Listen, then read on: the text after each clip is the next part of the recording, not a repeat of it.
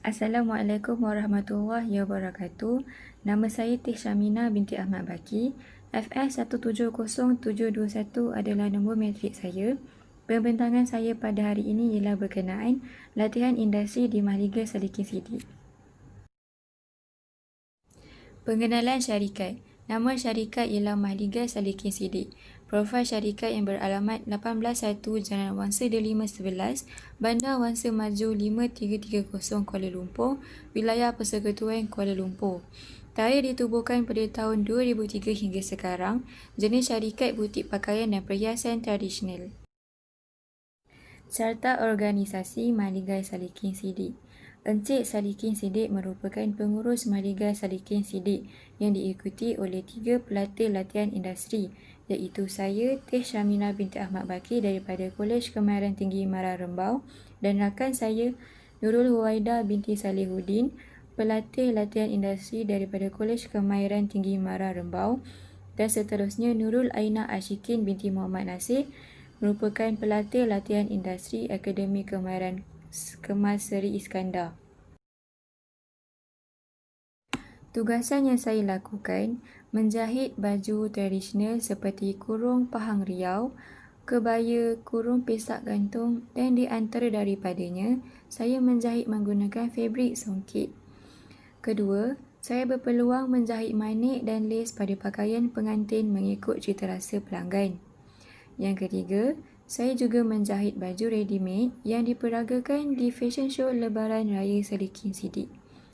Yang keempat, saya berpeluang melayan pelanggan yang datang ke butik ketika ketiadaan Encik Salikin Sidik.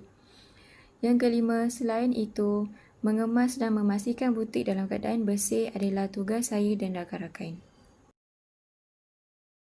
Aktiviti yang saya lakukan ialah pada 24 Februari 2020, saya telah menghadiri satu program EcoPace di Muzium Tekstil di mana saya dapat mempelajari membuat batik menggunakan sagu dan bahan semula jadi. Saya juga berbesar hati dapat berjumpa dan bergambar dengan Prof. Madia Nazlina Syari yang merupakan pembahas dalam program tersebut. Di sini, saya dapat lampirkan gambar saya bersama beliau dan suasana di dalam majlis tersebut. Tugasan semasa PKP pula, saya difahamkan saya dan rakan-rakan perlu membuat tugasan tambahan semasa PKP. Tugasan yang diberikan adalah menjahit baju kebaya dan baju kurung pesak buluh yang berukuran saiz medium. Di sini saya melampirkan beberapa gambar ketika melakukan tugasan. Gambar pertama, saya membuat lubang butang. Gambar kedua, saya membuat pola baju kurung kebaya. Gambar ketiga, saya menjahit menggunakan mesin foldable. Dan gambar keempat ialah ketika saya memotong kain. Masalah yang saya hadapi ialah saya mengambil masa untuk menyesuaikan diri dalam menjalani latihan industri. Tambahan lagi, saya menaiki pengangkutan awam pada setiap hari dalam situasi yang membimbangkan pada seluruh negara pada saat ini. Seterusnya, saya mendapati kaedah yang saya gunakan semasa di kolej berbeza dengan kaedah yang saya gunakan di latihan industri ini. Namun begitu, saya dapat menghadapinya dan melatih diri, membiasakan diri dengan kaedah yang baru. Pengalaman dan kemahiran yang saya perolehi ialah sepanjang saya menjalani latihan industri di Mahligai Salikin Sidik, tugas yang saya kerap lakukan ialah menjahit. Dengan itu, saya dapat mempraktikkan diri saya dari segi kekemasan jahitan dan teknik jahitan. Saya mempunyai kekurangan berhadapan dengan orang awam, tetapi dengan kehadiran para pelanggan pada setiap hari dapat memupuk keyakinan saya untuk berhadapan dengan mereka. Seterusnya, saya juga dapat merasai menjahit baju menggunakan fabrik songkit dengan cara yang betul. Di sini saya ada menyediakan beberapa lampiran gambar ketika saya melakukan tugasan. Gambar yang pertama, saya diberi tugas untuk alter pakaian mengikut kemahuan pelanggan.